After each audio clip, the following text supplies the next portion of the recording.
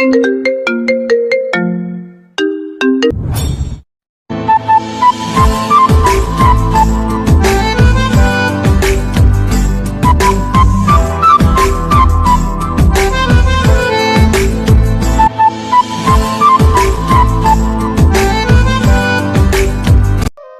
বন্ধুকে দেওয়া কথা রাখতে এক প্রকার জোর করে বাবা কালীটার সাথে আমার বিয়ে দিয়ে দিলেন। আমিও এক প্রকার বাধ্য ছেলের মতো বিয়ে করে নিলাম। যদিও এই বিয়েতে আমার মা দ্বিমত পোষণ করেছিলেন, কিন্তু বাবা মায়ের কোনো কথাই কানে তোলেননি। আমাদের পরিবারে বাবার কথাই ছিল শেষ কথা। আমি জানি না বাবা কিভাবে পারলো এই কালী ভূতনির সাথে আমার বিয়েটা দিতে। বিয়ের পর থেকে আমি একবারও ওই কালীটার চেহারায় দেখার ইচ্ছে প্রকাশ করিনি। কালী তো কালী, একদম নিম্নদের মতো কালো। কালী মানে আমার বউ নীলিমা, যাকে আমি কালী বলেই ডাকি। সে কখনো আমার সামনে আসে না, হয়তো সে কিছুটা ভয় পায় আমাকে। সেদিন রাত্রে বাসায় আসার পথে আমার বেস্ট ফ্রেন্ড সুমনের সাথে দেখা। ভয়ে মুখ লুকিয়ে চলে আসছিলাম, কিন্তু শেষ পর্যন্ত আর পারিনি, দেখা করতেই হলো। সুমন আমাকে বলল, কিরে শালা, বিয়ে করলে চুপি চুপি, দাওয়াতও দিলি না, ভাবির সাথে পরিচয়ও করালি না। তোর বউ কি খুব সুন্দরী যে আমাদের দেখাতে চাস না? সেদিন কোনো মতে আমি সুমনের পাশ কাটিয়ে চলে এসেছিলাম, কিন্তু সুমনের ওই কথায় আমার বুকের ভেতরটা দুমড়ে মুচড়ে গিয়েছিল। ওদেরকে আমি বলতাম আমার বউ হবে সবার চেয়ে সুন্দরী, ওরা আমার কথা শুনে হাসতো আর বলতো তোর বউ হবে কালী হবে। রিপিট, তোর বউ কালীই হবে। তখন কল্পনাতে ভাবিনি যে আমার বউটা সত্যিই কালী হবে। আমার অনেক স্বপ্ন ছিল, একটা পরীর বইয়ের, যাকে আমি পুতুলের মতো করে সাজিয়ে রাখবো। সমস্ত অকেশন তার হাতে মেহেদি পরিয়ে দেব, আর সে মুচকে মুচকে হাসবে, আর আমি তার হাসির দিকে চেয়ে থাকবো আর তাকে প্রাণ ভরে দেখব। সেদিন আমি রাতে বাসায় যাইনি, খুব করে কেঁদেছিলাম। মনের কষ্ট বলতেই সারা রাত আমার গার্লফ্রেন্ড হৃদয়ের সাথে ছিলাম। দুজনে আমরা নতুন করে স্বপ্ন বুনছিলাম। কালীটা ফোন দিয়েছিল, আমি রিসিভ করিনি। সকালে বাসায় ঢুকে বাবা আমাকে বলে দিল, আজ সারাদিন তোর খাওয়া, বৌমাকে রেখে তুই যেখানে ছিলিস সেখানেই খেয়ে নিস। কি বলবো কিছুটা মাথায় আসছিল না। ওই কালীটার জন্য আমাকে বাবা আজ এমন ব্যবহার করলো। এই কালীর আমি 13টা বাজাবো। সেদিন রাতে নীলিমাকে খুব মেরেছিলাম, আমার সমস্ত রাগ মিটিয়েছিলাম ওর উপরে। তারপর কখন ঘুমিয়ে পড়েছি টেরই পাইনি। নীলিমার কান্নার শব্দে আমার ঘুম ভেঙে যায়। খুব মায়া হচ্ছিল ওর উপরে। সেদিন প্রথম ওকে আমি স্পর্শ করেছিলাম। বেচারি সব কষ্ট ভুলে তার সমস্ত ভালোবাসা আমাকে উজাড় করে দিয়েছিল। এরপর থেকে আমি ওর সাথে টুকটাক কথা বলতাম, শুধুমাত্র ভদ্রতার খাতিরে। বৃহস্পতিবারের সন্ধ্যায় বাসায় ফিরে দেখলাম কালীটা নীল শাড়ি পরেছে, নীল চুড়ি পরেছে, কপালে নীল টিপ দিয়েছে। আমি রুমে যেতেই বলল, শুনেছি আপনি নাকি নীল রংটি খুব পছন্দ করেন। আপনার কাজিন সোমা আপু আমাকে বলেছিল নীল রংটি সবার জন্য নয়, আমার নীল রঙে শুধুমাত্র হৃদয়কে ভালো লাগে। তুমি রুম থেকে যাও, আমার সং দেখতে ইচ্ছে করছে না, আমি ক্লান্ত, ঘুমাবো। কিন্তু আমি তো ভেবেছিলাম পুরো কথা না শেষ করে শুভ্র বলবে, কি ভেবেছিলে? আপনার সাথে একটু বের হব, রিক্সায় করে ঘুরবো আর একসাথে ফুচকা খাবো। আমার সাথে বের হওয়ার কি যোগ্যতা আছে তোমার? নিজের চেহারা একবার আয়নায় দেখেছো? তোমার চেয়ে কালী পূজাও সুন্দর আছে। কোন সাহসে এসব কথা বলো তুমি? সেদিন একটু মায়া দেখিয়েছিলাম বলে খুব সাহস বেড়ে গেছে, তাই না? নীলিমা আর কোনো কথা না বলে কাঁদতে কাঁদতে রুম থেকে বের হয়ে যায়।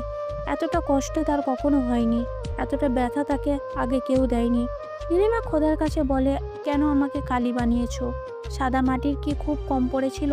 তুমি জানো না তোমার এই দুনিয়ায় কালো মেয়েদের কোনো স্থান নেই? পাশের রুমে যে নীলিমার শাড়ি চুড়ি সব খুলতে থাকে, তখনই তার শাশুড়ি তাকে শুনে শুনে বলে, সংসেজে আমার ছেলের কাছে গেলেই কি আমার ছেলে সব ভুলে যাবে? সংসারের কি খুব প্রয়োজন ছিল? নীলিমা কি বলবে বুঝতে পারছে না। নীলিমার এখন আর বাঁচতে ইচ্ছে করে না। নীলিমার বাবা নীলিমাকে স্বপ্ন দেখাতো কেন এক রাজপুত্র ঘোড়ায় চড়ে এসে নীলিমাকে তার রানী করে নিয়ে যাবে। নীলিমার হৃদয় তখন জানতো যে কালো মেয়েদের জন্য কোনো রাজপুত্র ঘোড়ায় চেপে আসে না। আজ নীলিমার বাবার কথা খুব মনে পড়ছে। নীলিমা শুধুমাত্র তার বাবার কাছেই তার রাজকন্যা ছিল। সারা রাত এসব ভাবতে ভাবতেই নীলিমার রাত কেটে যায়। ফজরের আজান হলে নীলিমা নামাজ পড়তে বসে। দুহাত তুলে সে খোদার কাছে এখনও একটা জিনিসই চায়, আর সেটা হলো মৃত্যু। নীলিমা নামাজ শেষ করে শুভ্র রুমে যেতেই দেখে হৃদয় আমি পাশাপাশি বসে হাতে হাত রেখে গল্প করছিলাম। এমন সময় নীলিমা ঘরে ঢুকলো। এত সকাল সকাল হিদি কোথা থেকে আসলো? এই প্রশ্নটা বোধহয় ওর চোখে মুখে ভাসছিল। আমি অবশ্য পাত্তা দিলাম না। ওকে 2 কাপ চা বানিয়ে আনতে বললাম। মেয়েটার সাথে আমি ঠিক মতো কথা বলি না, তবু কেন জানি না আমার জন্য ওর একটা আলাদা টান আছে। অবশ্যই আমি এসবের কোনো মূল্য দিইনি। হৃদয় ওকে শুনিয়ে শুনিয়ে আমাকে বলল, শুভ্র, এই কালিটা তোর বউ? আঙ্কেল জেনে শুনে তোর এত বড় একটা ক্ষতি কি করে দিল? আমি একটা দীর্ঘশ্বাস ফেলে বললাম, ভাগ্যে যা আছে তাই তো হবে। ভাগ্যটাকে বলে কিছু নেই। হিদি বলল, তুই যদি আঙ্কেলের কথায় রাজি না হতি তবে আমিই তোর বউ হতাম। কত স্বপ্ন নিয়ে দুজনে সেই ছেলেবেলা থেকে একসাথে বড় হয়েছি। আমার আর আমাদের মাঝখানে ঢুকে পড়েছে এই এক কালনাগিনী। হিদি ব্যঙ্গ করে ওর দিকে তাকিয়ে বলল, নীলিমা। কালনাগিনীর নামে আবার নীলিমা? ভূতনি বা পেতনি অথবা কালি রাখলেই বেটার হতো। ওর কথা শুনে আমি আর হিদি দুজনেই হেসে উঠলাম। দেখলাম নীলিমা মুখ বুজে সব সহ্য করে চলে গেল। কি বা করার আছে ওর? আসলেই তো ওর মতো একটা মেয়ের নামে নীলিমা হওয়ায় মানায় না। ওর বাবা যে কিভাবে নামটা রেখেছিল। হঠাৎ ওপর থেকে মার হইচই চিল্লামিল্লি আওয়াজ পেলাম। মা আমাকেই ডাকছিল, কিন্তু আমি হিদির সাথে গল্পে এতটা মগ্ন ছিলাম যে কানেই তুলিনি। নীলিমা দ্রুত ঘর থেকে বের হয়ে ও ঘরে গেল। একটু পরে ওর কান্নার আওয়াজ পেলাম। আমি আর হিদি গিয়ে দেখি বাবা বিছানায় পড়ে আছে। তিনি আর বেঁচে নেই। সারা বাড়ি কান্নায় রোল পড়ে গেল। খবর পেয়ে নীলিমার বাবাও ছুটে এলেন। বাবা দাফনের কাজ শেষ। আমি আর মা নীলিমার বাবাকে বললাম তাকে নিয়ে যেতে, সারা জীবনের জন্য। আমি তার বাবার দিকে তাকিয়ে সরাসরি বললাম, আমি আমার বাবার কথা রাখতে আপনার মেয়েকে বিয়ে করেছিলাম। এখন বাবা নেই, বাবার কথাও কোনো অস্তিত্ব নেই। আপনার কালী মেয়েকে এখনই নিয়ে চলে যান। ভদ্রলোক আমার গালে থাপ্পড় দিয়ে এসেও থেমে গেল। দেখলাম নীলিমা ইশারায় তাকে নিষেধ করলো। নীলিমা ওর বাবার সাথে তারা বাড়ি চলে গেল। এর মাঝে বেশ কিছুদিন কেটে গেল। কেন জানি না আজ হঠাৎ নীলিমাকে ফোন করতে ইচ্ছে হলো। এতদিন পর আমি ওকে ফোন করেছি। ফোনটা ধরে আমি বললাম, হ্যালো নীলিমা। ফোনটা কানে রাখতে আমার গলার স্বরটা কঠিন শোনালো। হ্যালো নীলিমা। ওপাশ থেকে কোনো উত্তর এলো না। কয়েক মুহূর্তে জমাট বাঁধা নীরবতা। হয়তো আমার কঠিন স্বর শুনে চিনতে পারিনি, অথবা এতগুলো দিন পর আমার ফোন পেয়ে বিস্ময়ে বোবা হয়ে গেছে। ওর এই দ্বিধাদ্বন্দ্বের নীরবতা আমার মেজাজটা বিগড়ে দিল। আমি সামান্য গলা উঁচু করে বললাম, কি হলো? কানে কথা যায় না? হ্যালো। এবার একটা মৃদু কাপা স্বর ভেসে এলো। শুনতে পাচ্ছি। স্বরটা নিপ্রাণ হলেও তার গভীরে কোথাও যেন একটা আনন্দের রেশ আমি ঠিকই টের পেলাম। আমার ফোন পেয়ে ও খুশি হয়েছে ভাবতেই তাচ্ছিল্য আমার ঠোঁটের কোণে বেঁকে গেল। কি অদ্ভুত মেয়ে! এত অবহেলা আর অপমানের পরেও কেবল আমার একটা ফোনের অপেক্ষায় ছিল। ওর এই বোকামি দেখে মনে মনে হাসলাম। আমার পাশেই বসেছিল ইদি। আমার ইশারায় ও প্রশ্ন করলো, কে? আমি ঠোঁট নাড়িয়ে জবাব দিলাম, নীলিমা। হিদির মুখেও ফুটে উঠল তার ছেলের হাসি। আমার হাতটা আরও শক্ত করে ধরে কানের কাছে মুখ এনে ফিসফিস করে বলল, তাড়াতাড়ি শেষ করো। আপদটাকে চিরদিনের মতো বিদায় করার ব্যবস্থা করো। আমি ইদির কথায় নিঃশব্দে সায় দিয়ে ফোনের কথায় ফিরলাম। কোনো রকম ভূমিকা না করেই সরাসরি আসল কথায় চলে এলাম। একটা জরুরি কথা বলার জন্য ফোন করেছি। আমার গলাটা ছিল আবেগীহীন। আগামী শুক্রবার আমার আর হিদির বিয়ে। সব আয়োজন প্রায় শেষ। ওপাশটা আবারও পাথরের মতো চুপ। আমি নিশ্চুপ। আমার প্রতিটা শব্দে ধারালো শরীর মতো ওর বুকে বিঁধেছে। এই কিছুক্ষণ আগেও ওর মনে যেটুকু আনন্দের বধুবুক উঠেছিল তা এক মুহূর্তে মিলিয়ে গেল। ভালোই হলো। মিথ্যে আশা নিয়ে বেঁচে থাকাতে কঠিন সত্য যেন অনেক শ্রেয়। আমি ওর কোনো প্রতিক্রিয়া অপেক্ষা না করেই বলে চললাম, কালই আমি ডিভোর্স পেপার পাঠিয়ে দেব। উকিলের সাথে সব কথা চূড়ান্ত। আশা করি সই করতে দেরি করবে না। আমার নতুন জীবন শুরু করার আগে পুরনো সব জঙ্গল আমি পরিষ্কার করে ফেলতে চাই। কথাটা শেষ হতে ওপাশ থেকে একটা চাপা কান্নার মতো শব্দ ভেসে এলো। নাকি আমার শোনার ভুল? হয়তো একটা গভীর দীর্ঘশ্বাস ছিল। ও মরিয়া হয়ে কিছু একটা বলতে চাইছিল। আমি এইটুকু বলতেই ওর গলাটা ভেঙে এলো। কিন্তু ওর কথা শোনার কোনো আগ্রহ বা সময় আমার ছিল না। ওর বাক্যটা শেষ করতে না দিয়েই বললাম, আমার আর কোনো কিছু শোনার নেই নীলিমা, যা বলার ছিল আমি বলে দিয়েছি। বাবার একটা অবস্থা জেদের জন্য আমার জীবনটা নষ্ট হতে বসেছিল। এখন আমি মুক্ত চাই, তুমিও মুক্ত, ভালো থেকো। ফোনটা কেটে দিলাম। হিদি খুশিতে আমাকে জড়িয়ে ধরে বলল, যাক, ফাইনালি আপদটা পাকপুক্তভাবে বিদায় হয়েছে। আমার যে কি ভালো লাগছে শুভ্র। আমি হিদির দিকে তাকিয়ে হাসলাম। বুকের উপর থেকে যেন বিশাল একটা পাথর নেমে গেল। বাবার মৃত্যুর পর থেকে যে অপরাধবোধটা আমাকে তাড়া করে বেড়াচ্ছিল সেটা আজ উধাও। আমার জীবনটা আমার, সেটাকে নিজের মতো করে সাজানোর পূর্ণ অধিকার আমার আছে। নীলিমার কথা আমার মন থেকে মুছে গিয়েছিল, কিন্তু বিকালে যখন আকাশ মেঘ কালো করে যখন বৃষ্টি নামলো, তখন আবদ্ধ মনটাও মুখটা ভেসে উঠল। এই মেয়েটার সাথে বৃষ্টির এক অদ্ভুত যোগাযোগ। ওকে প্রথম যেদিন দেখতে গিয়েছিলাম সেদিনও এমন অজরে বৃষ্টি ঝরছিল। ফোনটা রাখার আগে ওর সেই অসমাপ্ত কথাটা কানে বাজছিল। আমি কি বলতে চেয়েছিল ও? হয়তো অনুনয় করতে যেন আমি একটা না করি, কিংবা হয়তো বলতো সে এটা মানতে পারছে না। কিন্তু তাতে কি হতো? ওর মতো একটা সাধারণ মেয়ের জন্য হিদির মতো কাউকে আমি হারাতে পারি না। নীলিমা হয়তো ভাবতেও পারিনি আমার ফোনটা ওর জীবনের সবচেয়ে বড় দুঃখ সংবাদ বয়ে আনবে। ও হয়তো ভেবেছিল এতদিন পর আমার ভুল ভেঙেছে, আমি ওকে ফিরিয়ে নিতেই ফোন করেছি। বোকা মেয়ে। ওদিকে ফোনটা কেটে যাওয়ার পর নীলিমা হাত থেকে মোবাইলটা খসে পড়ল। শুভ্রের শেষ কথাগুলো ওর কানে তখনই প্রতিবন্ধী হচ্ছিল। পুরনো সব জঙ্গল আমি পরিষ্কার করে ফেলতে চাই। নীলিমার অসমাপ্ত কথাটা ছিল, আমি আপনার সন্তানের মা হতে চলেছি। যে খবরটা ওর জীবনের সব শূন্যতা এক মুহূর্তে ভরিয়ে দিয়েছিল। যে খবরটা পাওয়ার পর ও প্রথমবার নিজের গায়ের কালো রং, নিজের ভাগ্যকে ভুলে গিয়ে এক চিলতে সুখের স্বপ্ন দেখেছিল, সেই খবরটাই ও শুভ্রকে দিতে গিয়েও পারল না। ওর সমস্ত আনন্দ, সব স্বপ্ন সব শুভ্রের একটা কোণেই ধুয়ে মিশে গেল। নীলিমা এখন কি করবে? ওর গর্ভে শুভ্রের সন্তান, অথচ শুভ্র ওকে ডিভোর্স পেপার পাঠাচ্ছে। এই সত্যিটাও কাকে বলবে? সমাজকে কি জবাব দেবে? ওর জীবনটা এখন কোনো চোরাবালিতে তলিয়ে যাচ্ছে।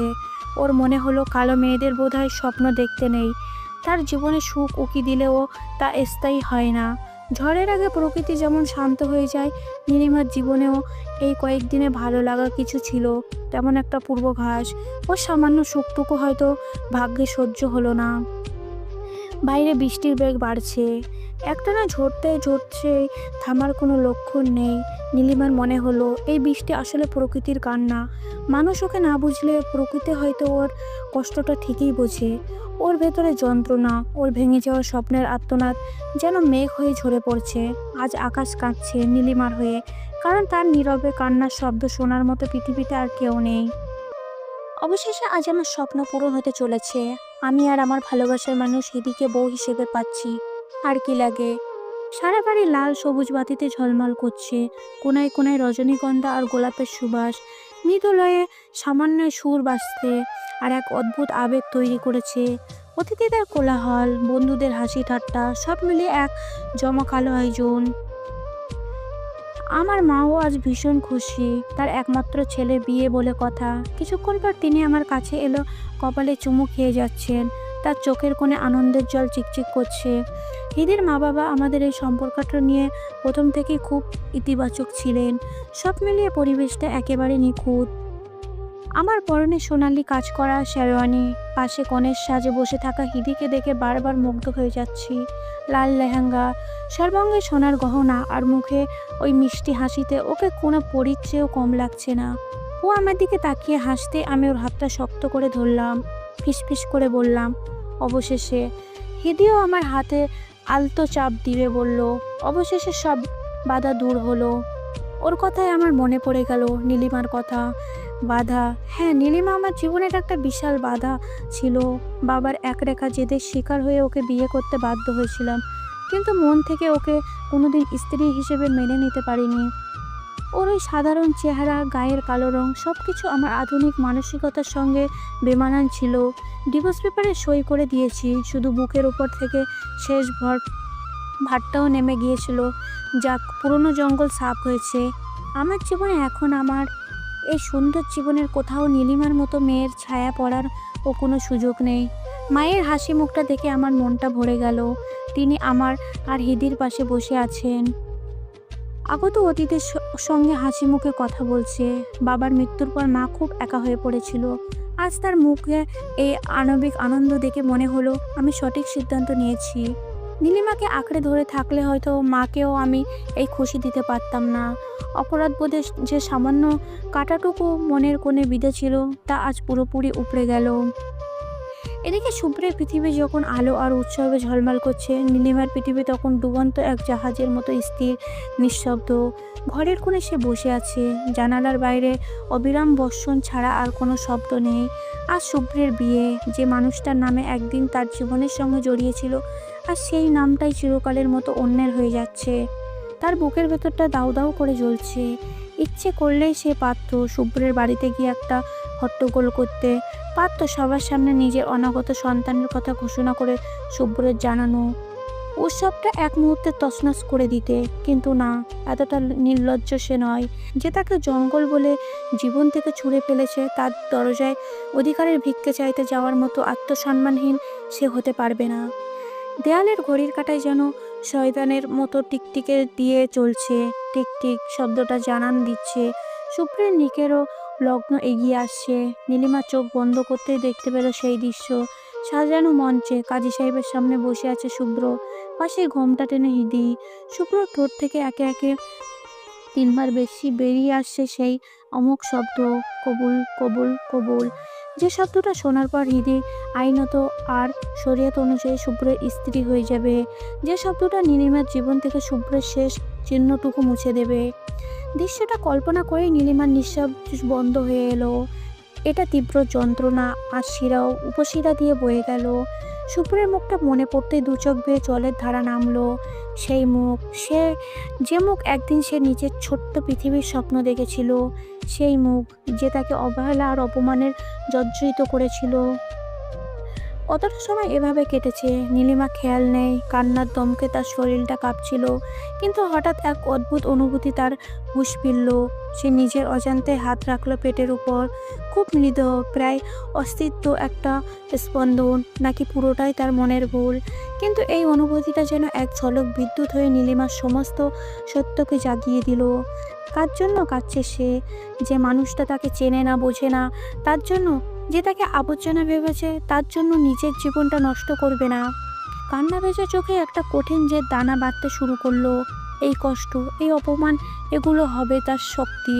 শুভ্রের দেওয়া সবচেয়ে বড় যন্ত্রটাই হয়ে উঠবে তার বেঁচে থাকার সবচেয়ে বড় কারণ। তার ভেতরে যে নতুন প্রাণটা বেড়ে উঠেছে, সে তো কোনো পাপ করেনি, তার তো কোনো দোষ নেই। তাকে কেন সমাজের বঞ্চনা আর বাবার পরিচয়ে অভাব কষ্ট পেতে হবে? নীলিমার চোখে জল শুকিয়ে গেল। তার জায়গায় ফুটে উঠল এক পাথরের কঠিন নয়। সে সিদ্ধান্ত নিয়ে ফেললো, এই সন্তানকে সে একাই বড় করবে। শুভ্রের কোনো পরিচয়, কোনো করুণার প্রয়োজন তার নেই। এই সন্তান পৃথিবীতে হবে সে নিজে, তার বাবা মা দুটোই হবে নীলিমা। লোকে হয়তো আড়ালে অনেক কিছুই বলবে, সমাজ হয়তো আঙুল তুলবে, কিন্তু তাতে কি? যে লড়াইটা তার একার, সেটা সে একাই লড়বে। শুভ্র তার নতুন জীবন শুরু করেছে, নীলিমাও করবে। শুভ্রর জীবনে আলো আর প্রাচুর্যে ভরা, নীলিমার জীবনে হয়তো সংগ্রাম ভরা থাকবে। কিন্তু তার জীবনে থাকবে এমন এক সম্পদ যা শুভ্র কোনোদিন পাবে না, তার সন্তানের নিঃস্বার্থ ভালোবাসা। বাইরে বৃষ্টিটা ততক্ষণে ধরে এসেছে। মেঘের আড়াল থেকে এক ফালি চাঁদ উঁকি দিচ্ছে। সেই স্নান আলোয় নীলিমার মুখটা অন্যরকম দেখাচ্ছিল। সেখানে হাড়ের গ্লানি নেই, আছে এক অদম্য জেদ। এক পরিচিত নারী নয়, এক ভবিষ্যৎ মায়ের প্রতিজ্ঞা। সে শুভ্রকে ভুলবে না, তার দেওয়া অপমানও ভুলবে না। এই স্মৃতিগুলো তাকে শক্তি যোগাবে। আজ থেকে নীলিমার নতুন জীবনে শুরু হলো একা, কিন্তু একা নয়, তার সন্তানের জন্য একাই 100। উৎসবের কোলাহল থেমে গেছে। বাড়িটা এখনো আশ্চর্য রকম শান্ত। সারাদিনের ক্লান্তি আর উত্তেজনার পর আমি আর হিদি এসে দাঁড়ালাম আমাদের বাসর ঘরে।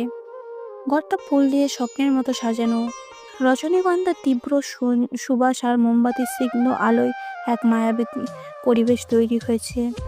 আমি দরজার সিটকিনিটা তুলে দিয়ে হৃদয়ের দিকে তাকালাম। আমার বুকের ভেতরটা ধুকপুক করছে। জীবনের শ্রেষ্ঠ মুহূর্তটা অবশেষে চলে এসেছে। ঘোমটার আড়ালে হাসি মুখটা আবছা দেখা যাচ্ছে। আমি ওর সামনে গিয়ে বসলাম। আলতো করে ওর হাতটা ধরতে চাইলাম। মৃদু স্বরে বললাম, দিদি, আমার বিশ্বাসই হচ্ছে না তুমি আজ থেকে পুরোপুরি আমার। কিন্তু আমার কথা শেষ হওয়ার আগে হিদি হাতটা সরিয়ে নিল। আমি অবাক হয়ে ওর দিকে তাকাতেই ও মুখ থেকে ঘোমটাটা এক ঝটকায় সরিয়ে ফেললো। মোমের আলোয় ওর মুখটা কঠিন দেখাচ্ছে। যে মুখে সারাদিন ধরে মিষ্টি হাসি লেগেছিল, সেখানে এখন অদ্ভুত এক শীতলতা। ও আমার চোখ দিয়ে সরাসরি তাকিয়ে বলল, শোনো শুভ্র, এত আধিক্যতা রাখো। আমি চমকে উঠলাম। হিদি আমাকে তুই করে বলছে। ওর গলার স্বর কেন কোমলতা নেই, বরং এক ধরনের রুক্ষ অধিকার বোধ। আমি কিছু বলার আগেই ও আমার বলল, বাসর টাসর পরে হবে, আগে আমার কাবিনের পুরো টাকা বের কর, 1 টাকা কম হলে চলবে না। আমার মাথার উপরে যেন আকাশ ভেঙে পড়লো। আমি হতভম্ব হয়ে বললাম, মানে? হিদি তুমি মজা করছো? কাবিনের টাকা তো আমি দেবই, কিন্তু এখন? হিদি তাচ্ছিল্যের হাসি হাসলো। সে হাসিটা দেখে আজ সকালেও আমার মন গলে যাচ্ছিল। সে হাসিটা এখন ছুরির ফলার মতো ধারালো রাখছে। মজা? আমি তোর সাথে মজা করতে আসিনি, বুঝলি? কাবিনের টাকাটা আমার হক। ওই টাকা হাতে না পেলে তোর ছায়াও আমি মারাবো না। ওর কথাগুলো আমার কানে বিষের মতো বিচ্ছিল। এই যে আমার সেই হদি, যাকে আমি পরীর মতো নিষ্পাপ ভেবেছিলাম, যার মিষ্টি হাসির জন্য আমি নীলিমার মতো একটা জীবনকে জঙ্গল ভেবে ছুঁড়ে ফেলে দিয়েছি। ফুলের সৌরভটাও যেন হৃদয়টা বিষাক্ত হয়ে গেল। এই সুন্দর সাজানো ঘরটা আমার কাছে দম বন্ধ করা এক কারাগার বলে মনে হতে লাগলো। রাতের নিঃশব্দতা তাকে সাক্ষী রেখে নীলিমার বালিশটা বিচ্ছিল নিঃশব্দে। দিনের বেলায় পাথরের প্রতীক্ষা রাতের অন্ধকারে মোমের মতো গলে যাচ্ছে। সে ভেবেছিল শুভ্রকে ঘৃণা করবে, ভুলে যাবে, কিন্তু স্মৃতিরা যে বড় বেইমান।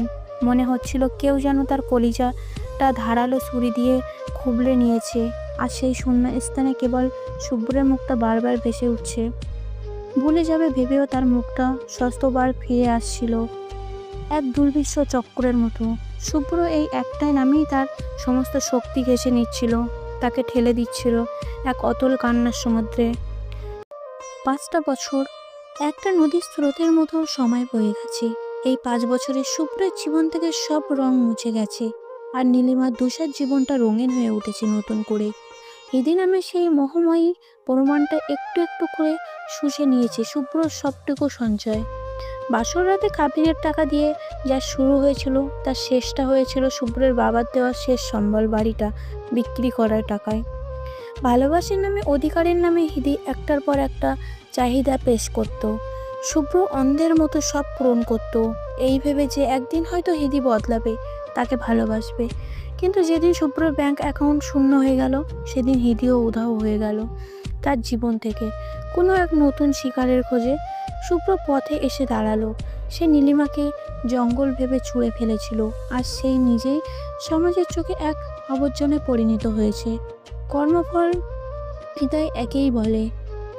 অন্যদিকে নীলিমা সেই রাতে কান্নার সমুদ্রের পাড়ি দিয়ে ভোরের আলোয় এক নতুন মানুষ হয়ে উঠেছিল। তার মা নেই, তার আঁকড়ে ধরার মতো বাবা ছাড়া আর কেউ ছিল না। বাবার সাহায্যে সে শুরু করেছিল এক ছোট ব্যবসা, পুতুলের খেলা, তার নিজের হাতে গড়া এক স্বপ্নের প্রতিষ্ঠান। সে বাচ্চাদের জন্য নরম কাপড়ের পুতুল বানাতো। তার হাতের ছোঁয়ায় যেন প্রাণ পেত একটা পুতুল।